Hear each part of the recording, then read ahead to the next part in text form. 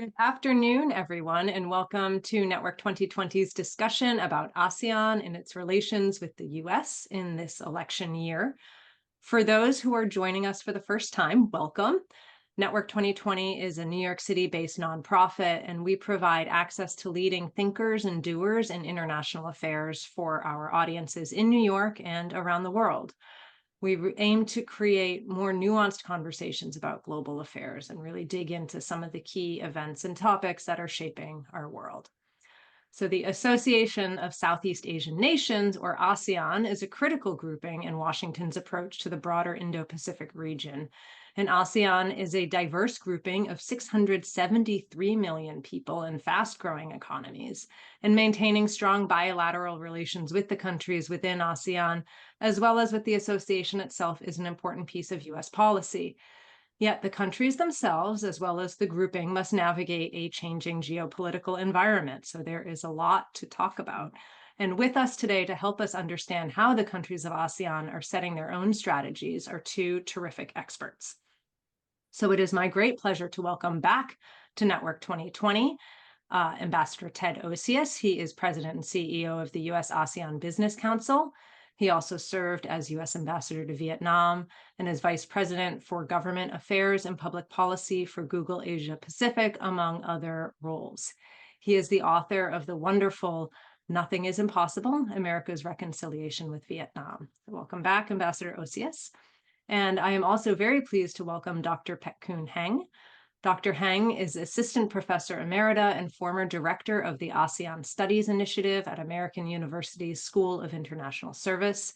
She is a specialist in the international relations, regional integration, international political economy, comparative politics, and human rights in Southeast Asia. And she also worked at the State Department's Foreign Service Institute's Southeast Asia Area Studies Program, training diplomats.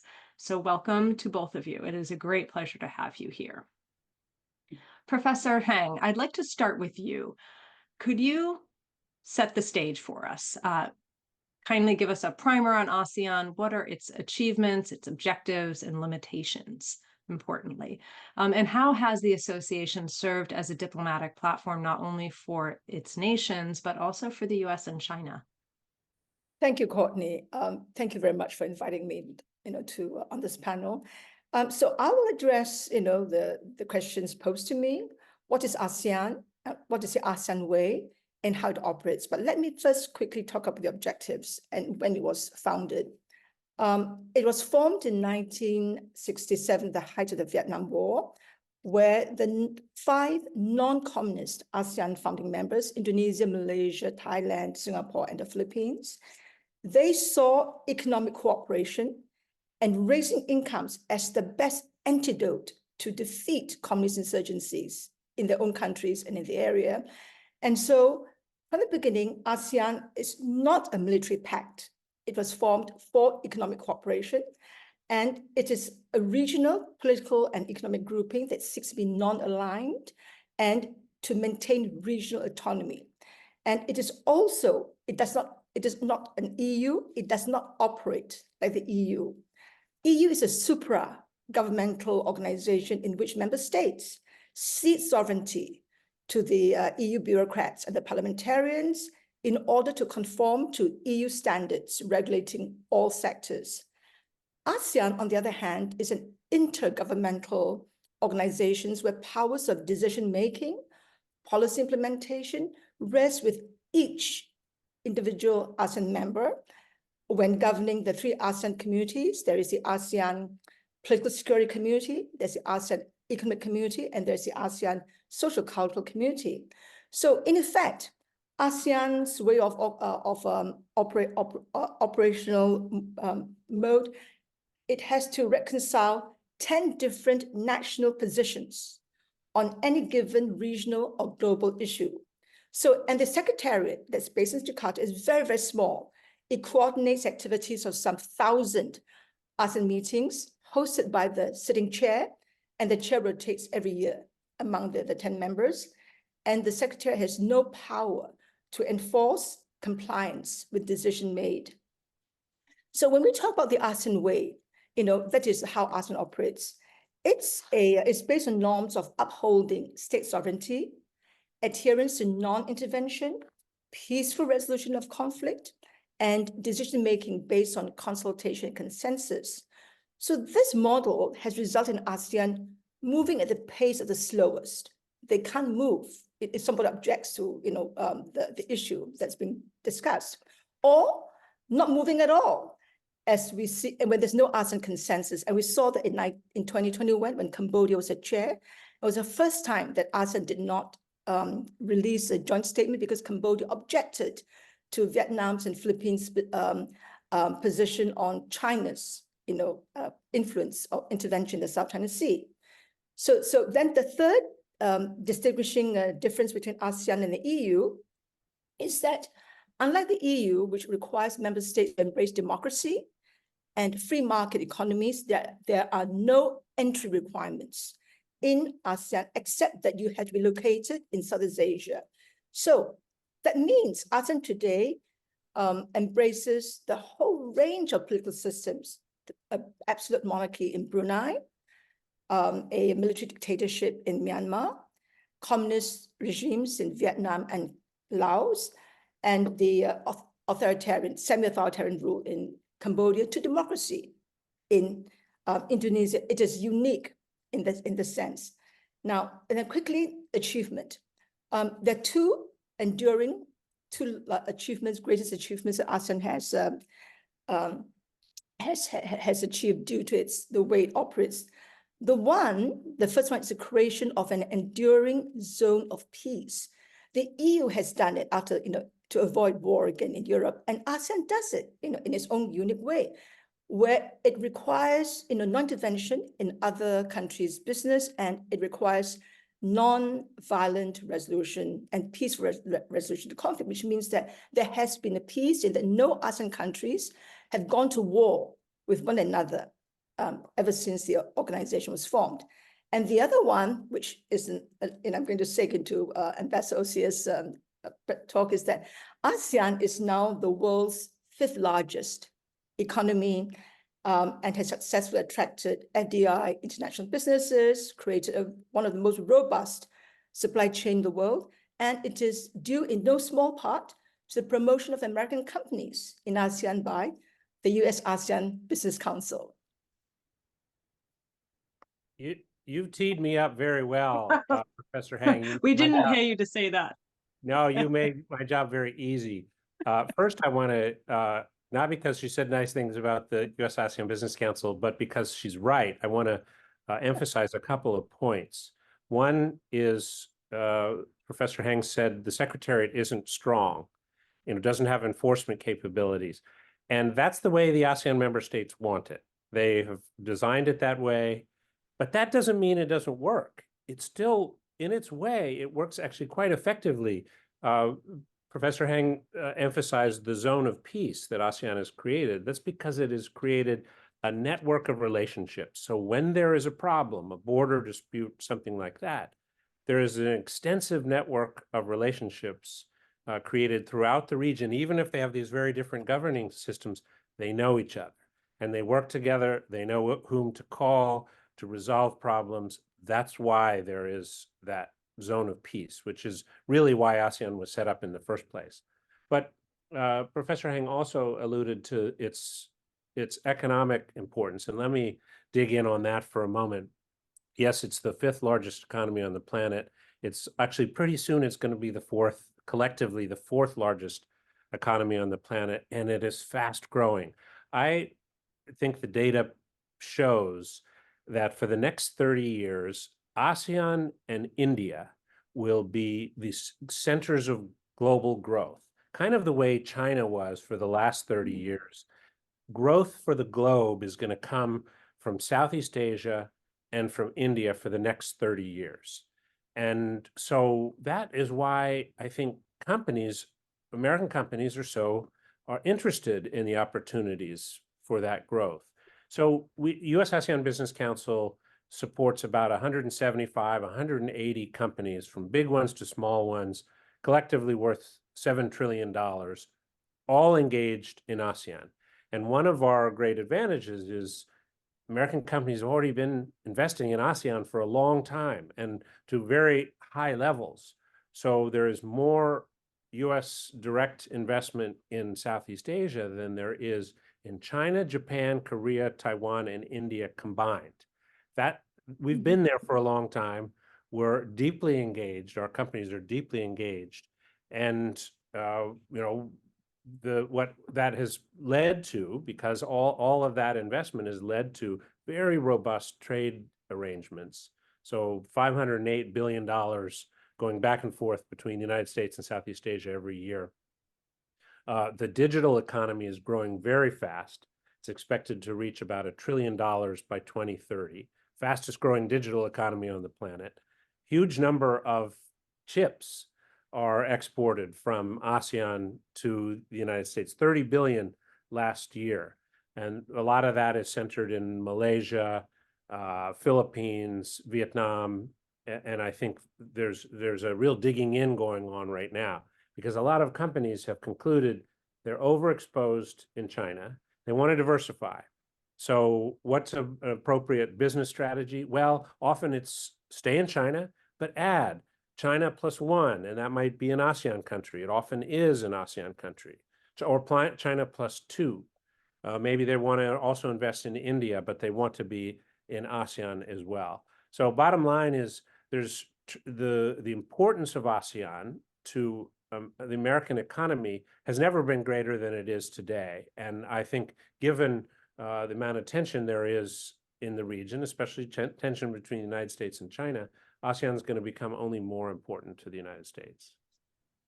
Thank you very much for those remarks. I'd love just to follow up quickly and just get your sense, because you've had an interesting experience working both within the government and outside of the government with ASEAN, as well as bilaterally with countries, and then as with ASEAN as a grouping. And I'm curious to see, are there any trends that you've seen over time, either in terms of your work with ASEAN as a group that you've seen, or in terms of the way the U.S. is approaching ASEAN?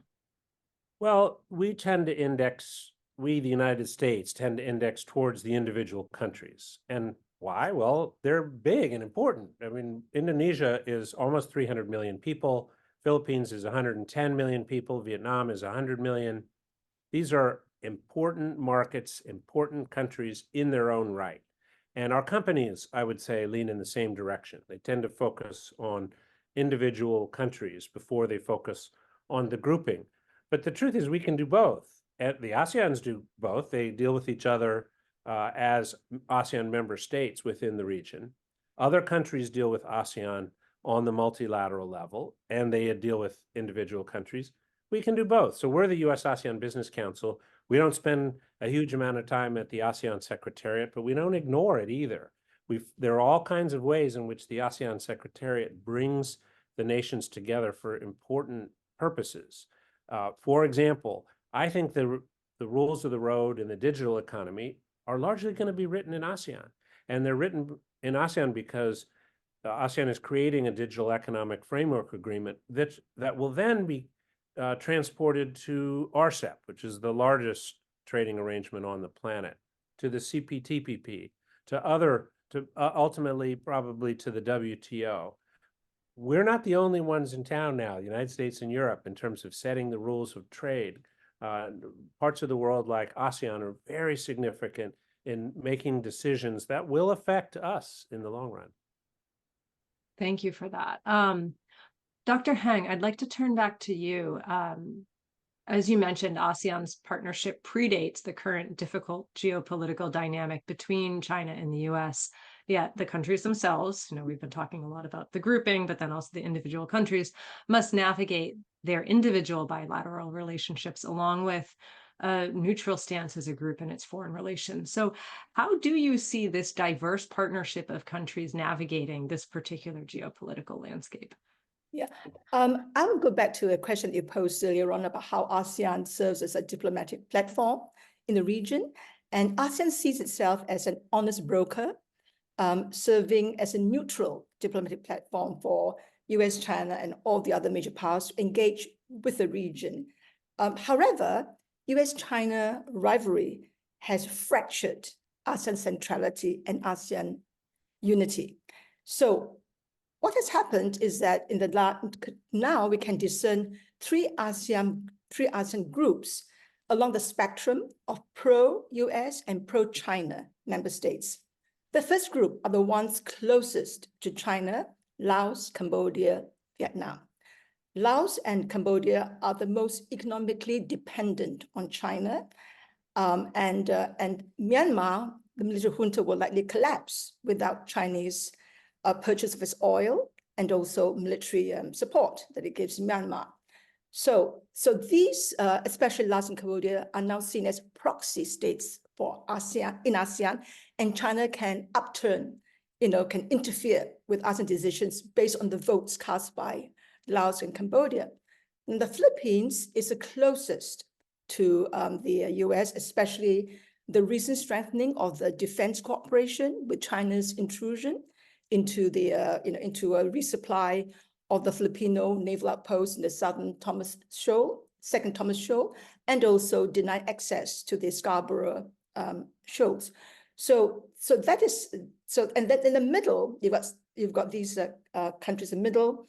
In the middle, it occupies, the countries may actually trend away or closer to China or the US, depending on contingent domestic national priorities. So for the time being, I see Thailand and Brunei. I mean, they might trend closer to China. Singapore, under the new prime minister, we're not quite sure how Lawrence Wong will re-articulate its foreign policy between the two powers. And likewise, Indonesia under President-elect Prabowo, we may see that Indonesia trending towards China, when that could happen. So Malaysia and Vietnam, sort of in the middle ground. Vietnam is constrained because of its, as a border state, but it has its very important disputes with China. Now, the other factor that we see as complicating the divergent geographic landscape is the geographical division of ASEAN into mainland Southeast Asia and maritime Southeast Asia. Now, in maritime Southeast Asia, South China Sea is the most important issue, with 4 claimant states, contesting China's claims in the South China Sea.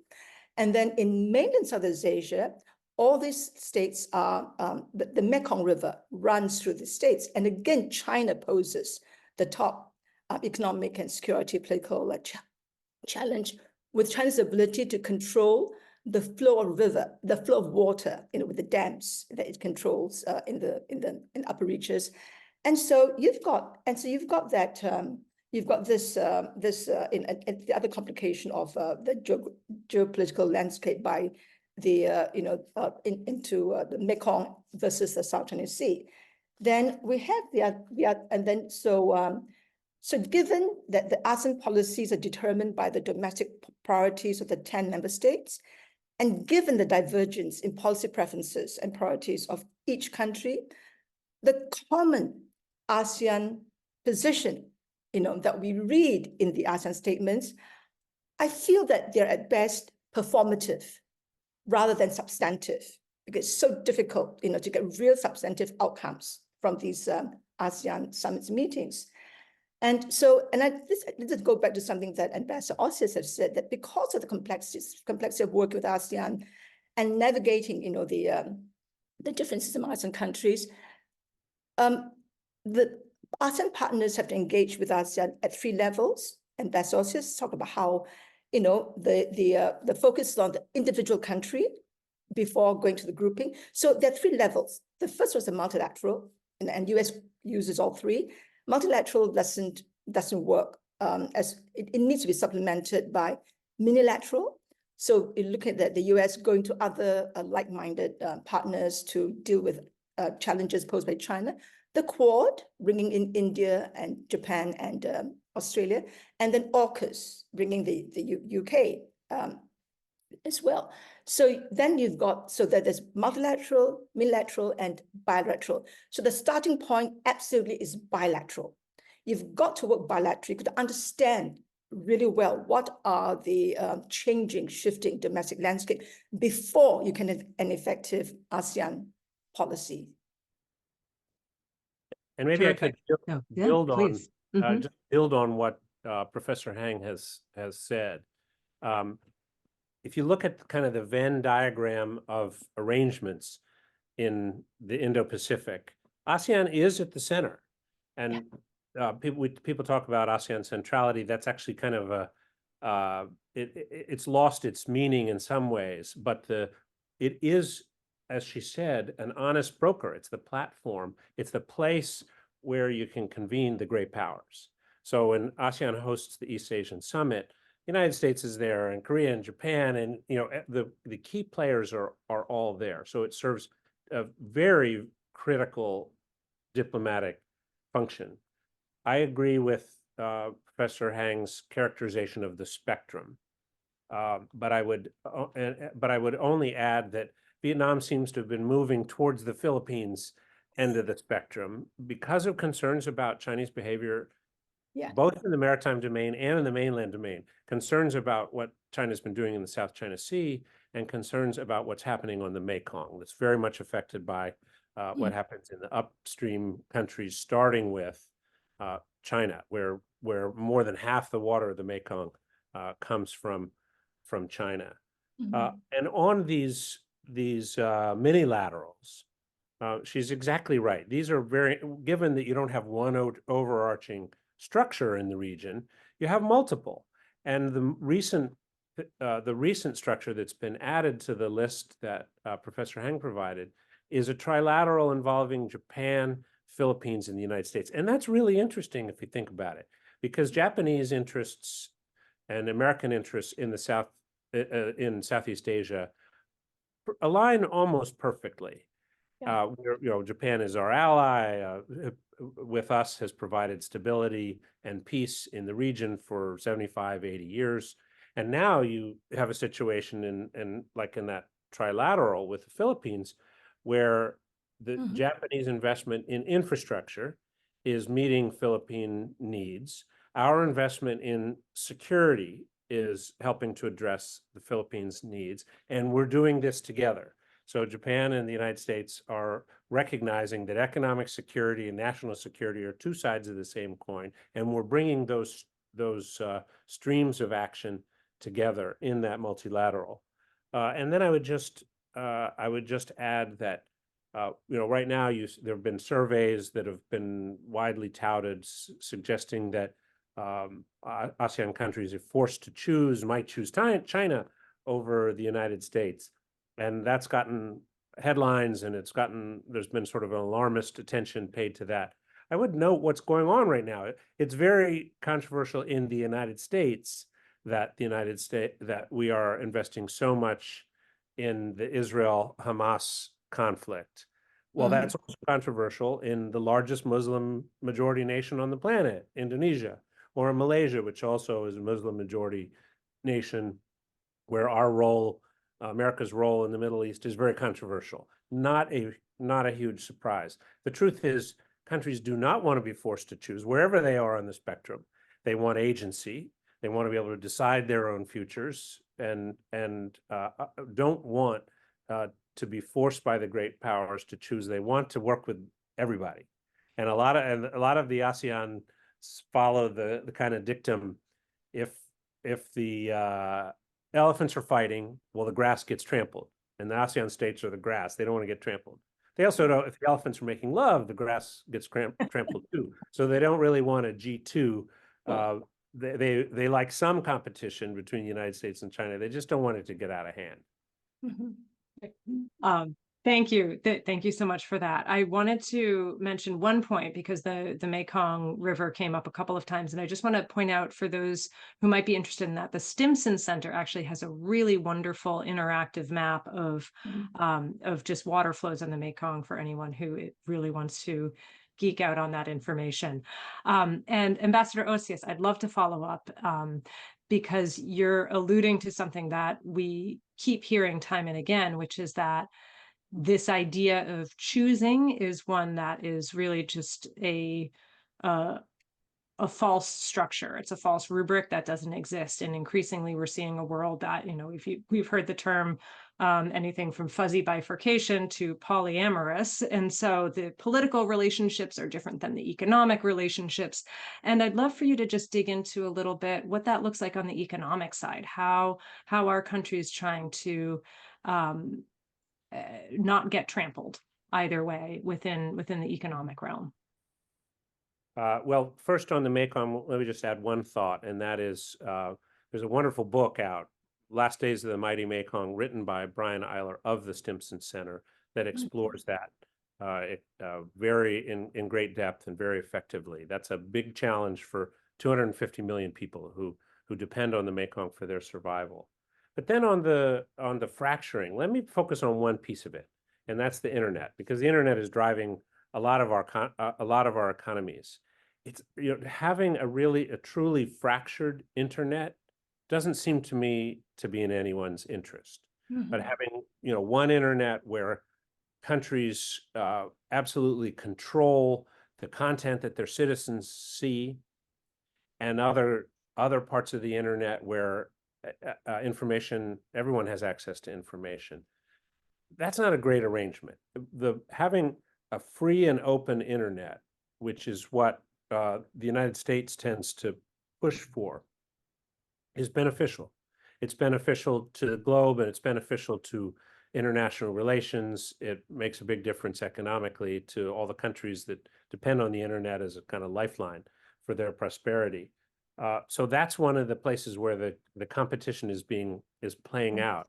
And it's actually one of the reasons why Southeast Asia is so interesting, because the United States wants to have secure, resilient supply chains, want to have access to computer chips, for example, where we know that there's integrity in the supply process, and we'll be able to protect the security of our nation, of our assets, whilst having a free and open internet.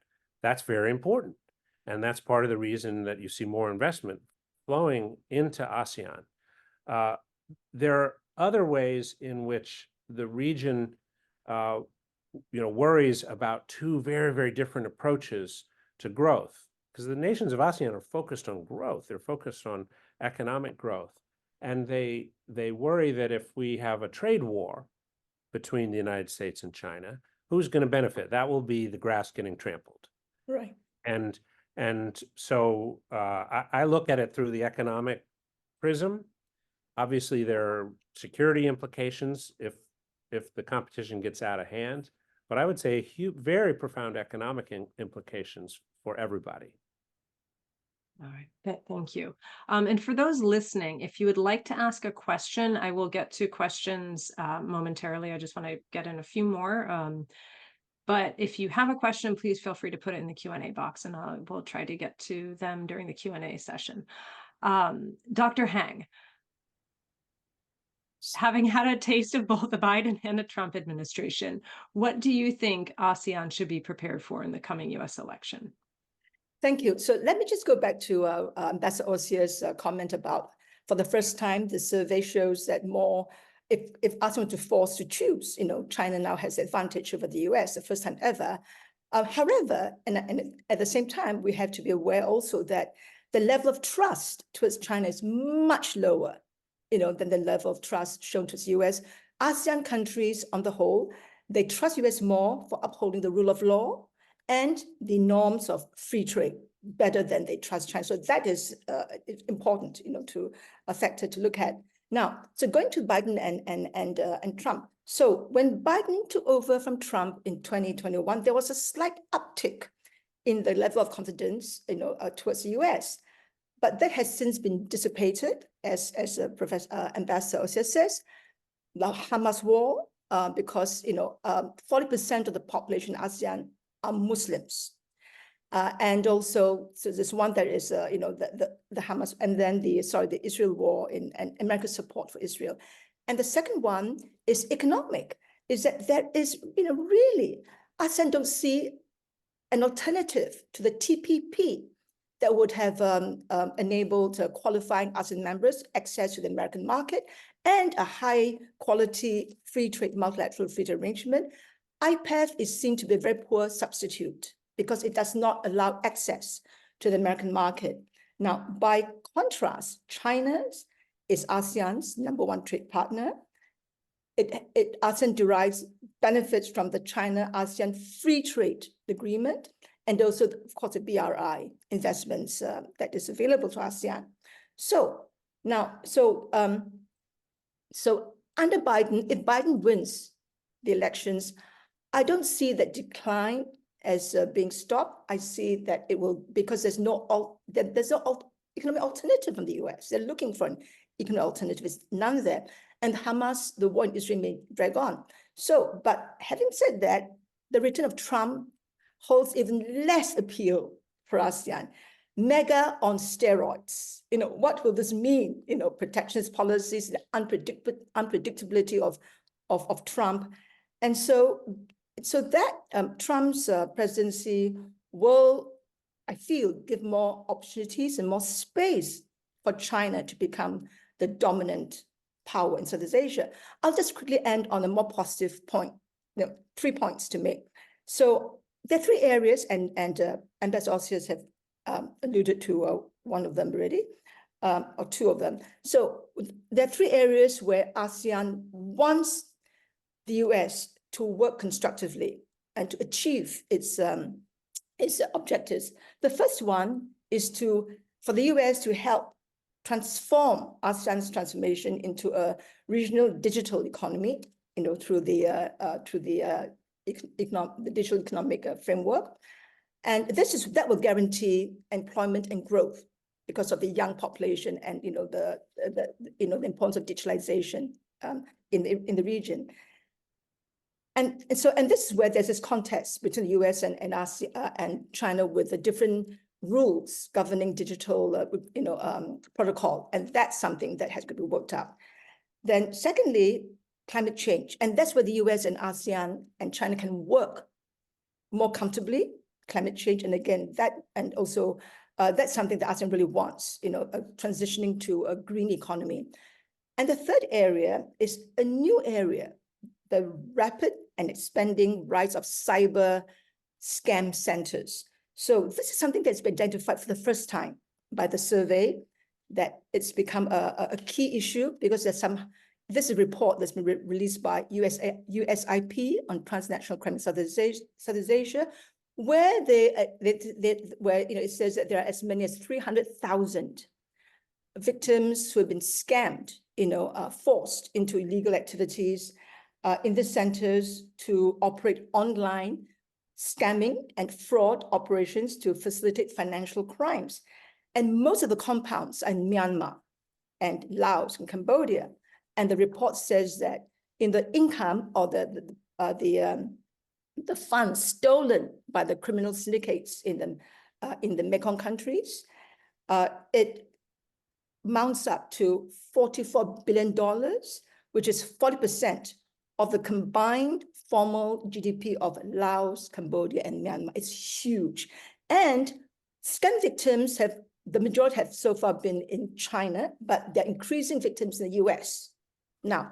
So I see this as an area, again, where US, ASEAN, China cooperation can work and can, we're not talking about either or. We're talking about a win-win, kind of a cooperation that the US and China can engage ASEAN with. Okay, that's great. Thank you for bringing it up. That's a really interesting area. I'd like to get in one more question to Ambassador Osius, and then I will turn it over. I will dig into the Q&A. Ambassador Osius, in what ways do American business interests align with ASEAN's economic goals within the context of China's growing economic presence? And if you want to put on your forecaster hat, how do you see a second Trump or Biden administration impacting U.S. economic policy in the region? I think American companies don't want to see a trade war. I think there's a concern that if you impose 10% tariffs across the board, that would lead to real problems, not just for our companies, but for our economies.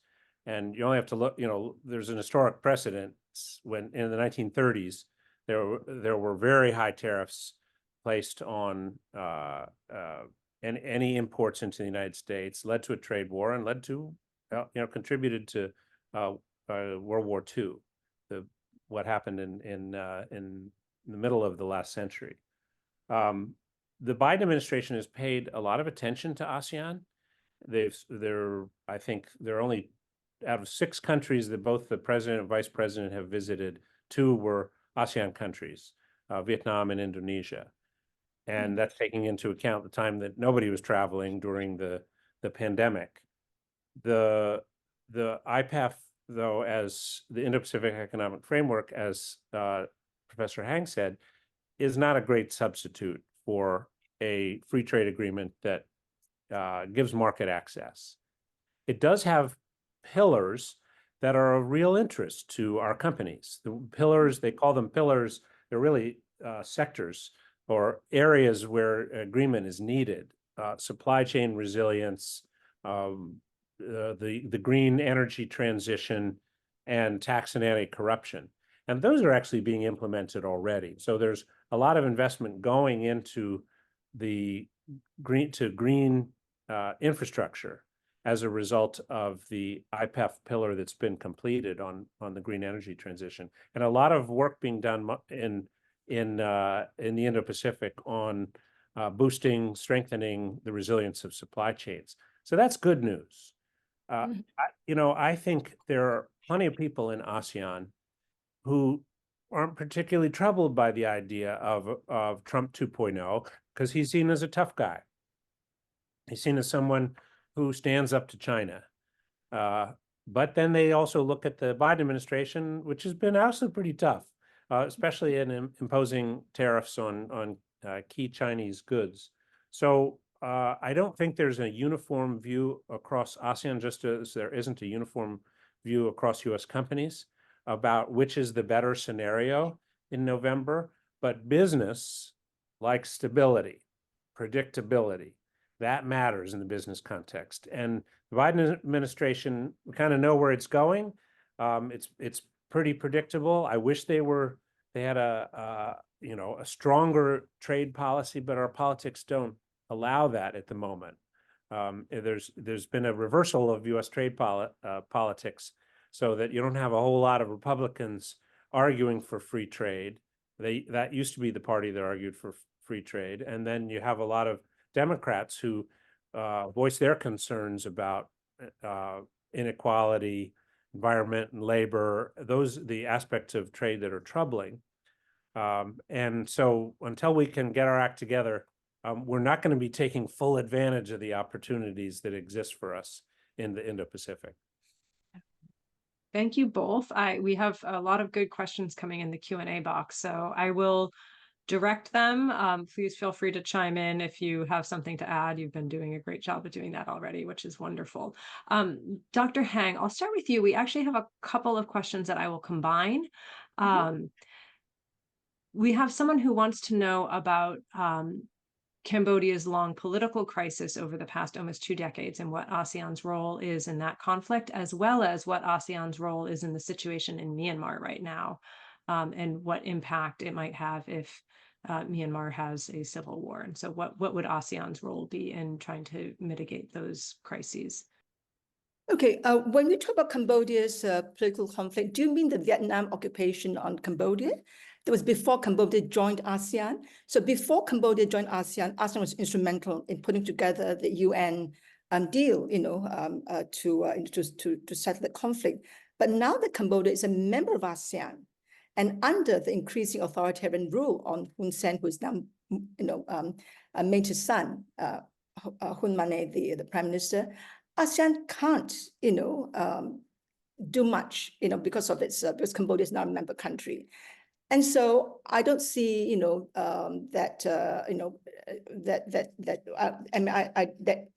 probably refer to the political conflict before, Cambodia became a member of ASEAN.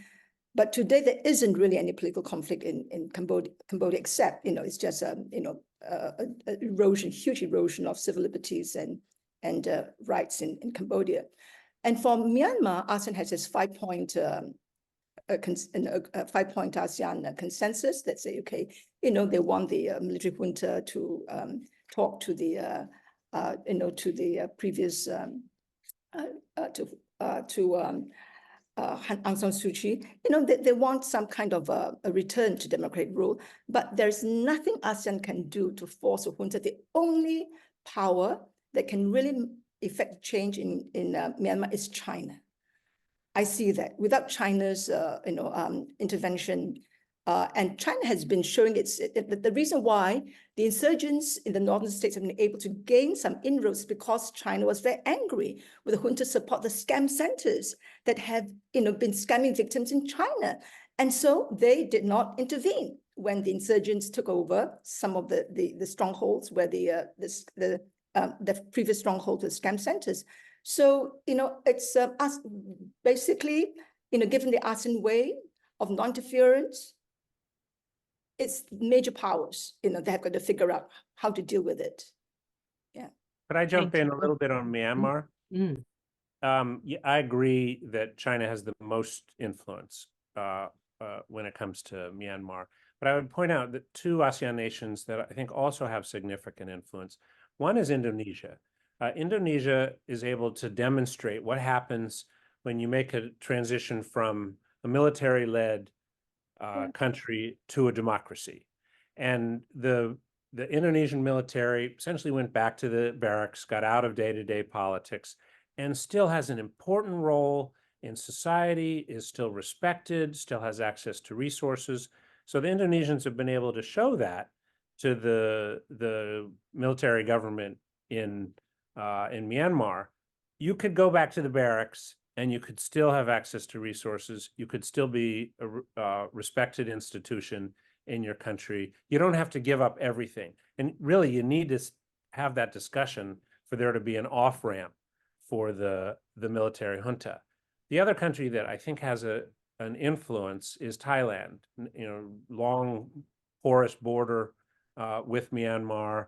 A huge number of refugees have left Myanmar and gone into Thailand and are being received with great hospitality in Thailand and being taken care of in Thailand. So those two countries have an impact. And of course, the United States does too. It's at the margins. I wish we had more of an impact.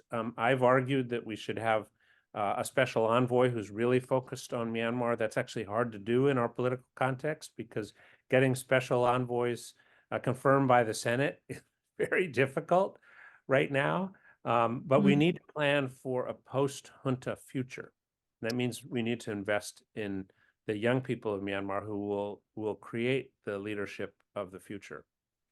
Can I just jump in on this? Yeah, I do agree with you, Ambassador Osius, that the Indonesia was instrumental in getting Tan Shui, the former junta, to embrace the democratic map and then to make the transition, and Indonesia was instrumental in doing that. But the current military commander, he tore up that playbook.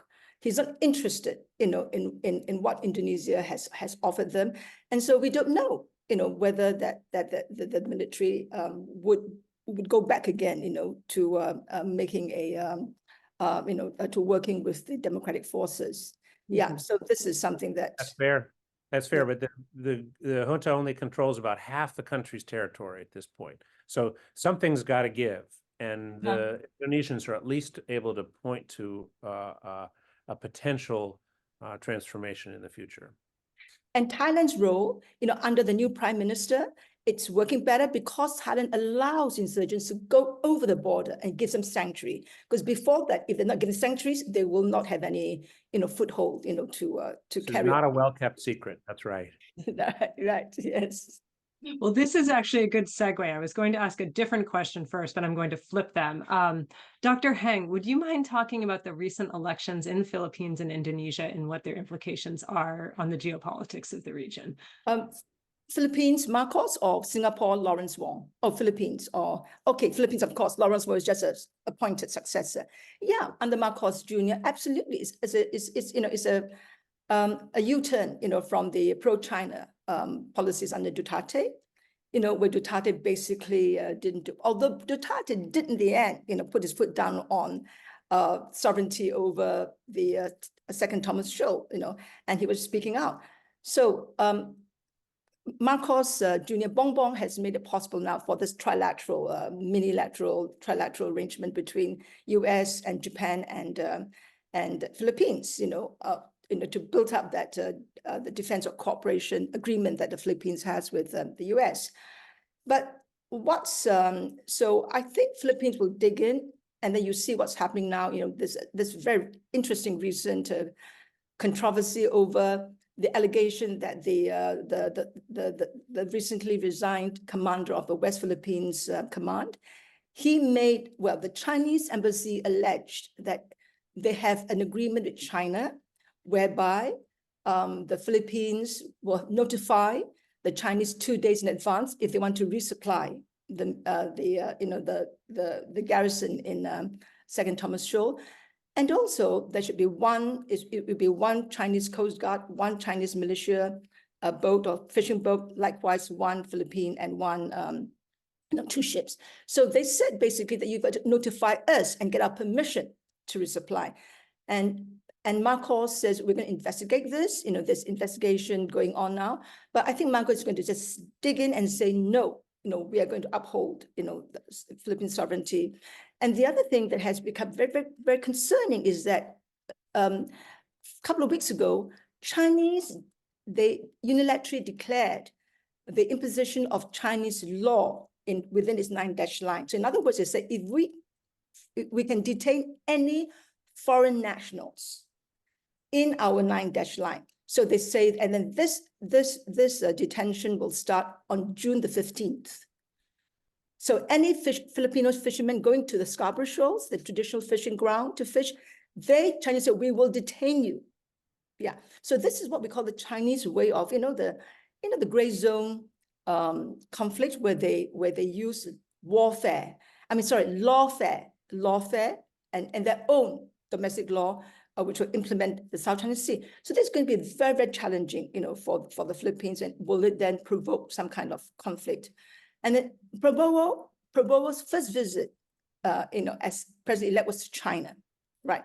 And Prabowo, we know his human rights record, we know his authoritarian history. So, and of course, he had been banned, from coming to the US until he was defense minister, and he had to be given a waiver, to attend defense meetings in the US.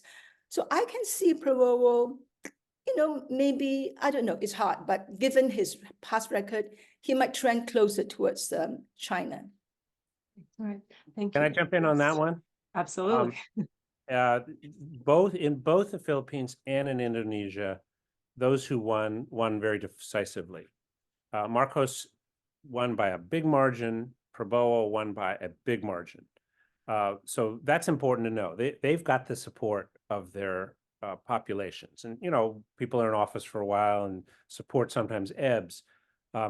Interestingly, Jokowi, the incumbent president in Indonesia, his popularity has not ebbed.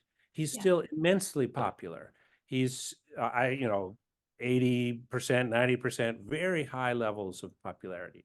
He clearly supported Prabowo's candidacy. His son is the vice president-elect, Prabowo's running mate. And I think the indications are that many of Jokowi's policies will be carried on when Prabowo is inaugurated. He'll be inaugurated in October.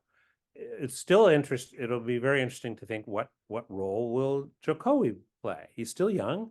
He wants to be influential. But Prabowo has emphasized something different from what his predecessor emphasized. Prabowo has focused on nutrition and stunting. And that's actually extremely important. There are high levels of malnutrition and of stunting in Indonesia. And addressing this through really good agricultural policies and policies that get food and milk to the kids who need them in school, brings them into school, that's very attractive. It's actually powerful. It's a populist policy, but it's also one that may have a really big positive impact on that country.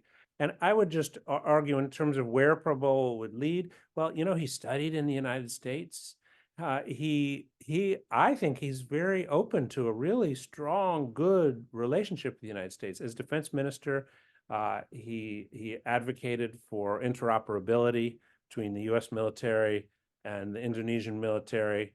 I've known him for many years, and I think we can have a really good relationship with the Prabowo administration. Thank you. Switching gears a little, we have a question here about the Mekong. So somebody writes, my understanding is that China is not part of the Mekong Forum while it controls the upper stream of the river. What leverage do countries at the end of the river have against China, and what is the role of the US? So Ambassador Osius, maybe I'll turn to you with that one, given your experience in Vietnam. Sure. So China is not a member of the Mekong River Commission, which is the body that kind of receives and processes all the data about what's happening on the Mekong and seeks to address disputes between riparian countries. The fact that China isn't a member is an obstacle to the Mekong River Commission's effectiveness. So what the United States has done is create a kind of a diplomatic process that goes beyond the MRC. And that involves riparian countries and interested countries such as the United States and actually some European countries that are very helpful in this process. And there's also a Friends of the Lower Mekong process. The whole effort is to make sure there's there are diplomatic solutions to very fundamental differences between the riparian countries. Has it been effective? Well, not as effective as we'd like to think it is. And even Cambodia right now is talking about digging a canal from Cambodia that would bypass Vietnam, another route for ships to get to the Mekong, but it would have a big impact downstream on how much water flowed into the Mekong Delta, which supports 20 million people. 20 million people depend on the Mekong Delta for their livelihoods. So I think the international community can play a role. It's not a perfect counterbalancing role, but it's a role. It makes it harder for the upstream countries to make decisions that are devastating downstream. Just to follow up, yeah. So, there's a Lanjiang Mekong Cooperation that's China engages through the Lanjiang Mekong Cooperation, and then the US through the Mekong-US Partnership. Now, ultimately, it is really the US, China, that can decide, on the concerns and the grievances of the lower Mekong countries, because they can turn off or turn on the water, and they have in the past, agreed, to increase the flow of water. But it's really due to Chinese largesse, whether the lower countries can prevent drought or prevent. And now with and salination is a big issue for the Mekong Delta, Vietnam Delta. So you have got rice, and then there was a very interesting article about durians. Durians as a crop, a commercially successful crop in Vietnam. But the durian crop is being affected by salination of the water, because when the flow decreases, then seawater goes up the basin. So ultimately, I think in the long term, China holds the key, to the welfare of these people living in the lower reaches of the Mekong. Right. Thank you. What I'll try to do now, I have one question here, and I will see, given we have about 5 minutes left, maybe each of you can take a crack at it, and I'll start with you, Dr. Heng.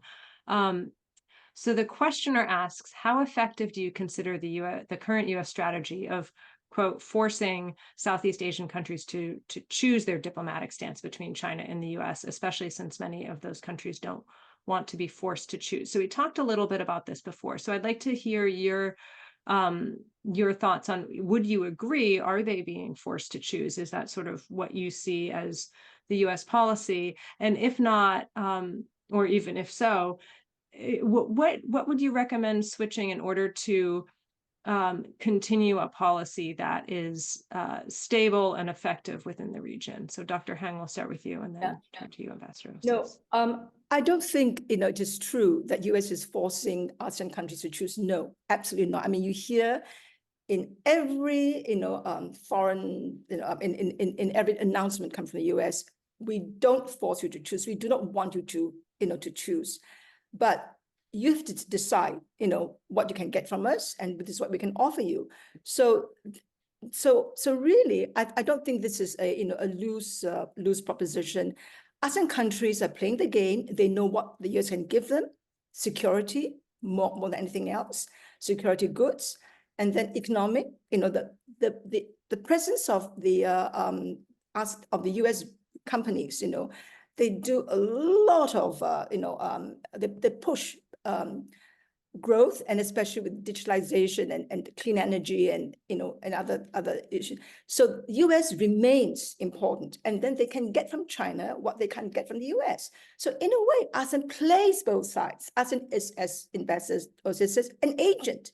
It's agency. It plays both sides to get what it can. It's better have, and then it now plays more than both sides. It looks to Australia, it looks to Japan, it looks to India to get what they can, and that's why ASEAN remains, viable, because they work together, because they see how they can gain from all the different competing powers who want, to maintain their presence and influence in the region. You've got to work with ASEAN partners. You've got to work with ASEAN countries, and ASEAN countries know that.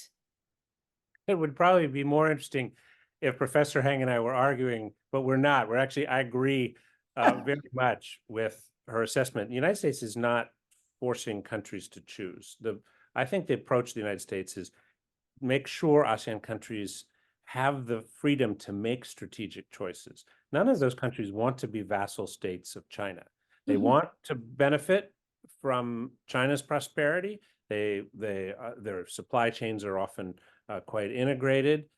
They want to access to China's market, but they don't want to be vassal states. They want agency. They want to choose their own fates. And I think the approach that the United States has generally taken, and I hope we continue to take, is make sure that countries in the region have strategic options, can engage fully with everyone in the world, certainly with us, but with everyone in the world, and aren't in a position where they have to constantly bow to the will of China. They're the 800-pound gorilla that's above them, the largest and most powerful nation in the region. And I think that means we have to have strategies that involve strengthening friendships, alliances, partnerships in the region. And we have to get our act together economically and make sure that we're good options economically to the neighbors. That's the main thing, That I think begs a follow-up question. What would you most like to see if you wanted to have good economic options? I'd like to see a trade policy that allows for the possibility of market access, because that's a trade policy that will be embraced in the region. I would like us to seize the opportunity to engage with ASEAN on critical minerals, on the energy transition, provides incentives for engaging with the United States and not just with their near neighbors or with China. I'd like to see us back in the game and setting the rules of the game for trade. We're partly there with IPEF, but we want to be all the way there. We want to have robust trade policy in order to further our strategic interests, not just our commercial interests, but our strategic interests. I think that's the name of the game. Absolutely agree. Strategic interests, commercial and economic interests will boost strategic interests, and an IPEF plus, or is a return to a CPTPP kind of arrangement, which the rules of which were actually negotiated by us. By US ASEAN Business Council. Absolutely. It was by us, the United States. Absolutely. That was it. And this is what the Southeast Asians want. This is what ASEAN wants. And it has not been possible, but let's hope it will be possible, for that agreement to come back. On that forward-looking note, I think we've reached the hour. Thank you, Dr. Heng. Thank you, Ambassador Osius. This was fascinating, eye-opening. I really appreciate your depth of knowledge. It's a lot to keep track of, I think, within all the different nations that are part of ASEAN. So really appreciate your insights. Just a few quick housekeeping notes. We have, let's see what comes up first here. Yes, we're still have our application open for our Vietnam delegation. So we are taking a group to Vietnam in November. It's a really amazing way to see the country, not just the cultural sites, but to really talk to people and get to understand what they're thinking. And the framework that we're looking at the country through is what are thoughts on the comprehensive strategic partnership a year on, what progress has been made, and what more could be done. And so it should be a really fascinating time to be there. The application is relatively simple, so we encourage you to apply. Next slide, our next in-person event is, other than the one in New York tonight, but we have one with Dr. Dana Lafon from the Council on Foreign Relations, and that's looking at disinformation in the US election, and that is a week from tomorrow in New York. So if you're a member, we encourage you to come to that, and if you're not a member, we encourage you to become one. So with that, thank you, Dr. Heng. Thank you, Ambassador Osius. This was a great conversation. Oh, wait, one more. I'll go back. If you're interested in the region, we also have a member-only briefing virtually about Australia and whether it's the new superpower of the South. So Mike's brilliant. That's going to be great. Yeah, he's great. Yeah, Dr. Green is great. So encourage you to come to that too. So thank you. Thank you all. Have a wonderful day, everybody, and see you soon. Thank you. Thank you, Thanks, Dr. Courtney. Heng. Bye. Great to see you Thank too. you. That's Osius. Thank you, Bye. Courtney. Thank Bye. you.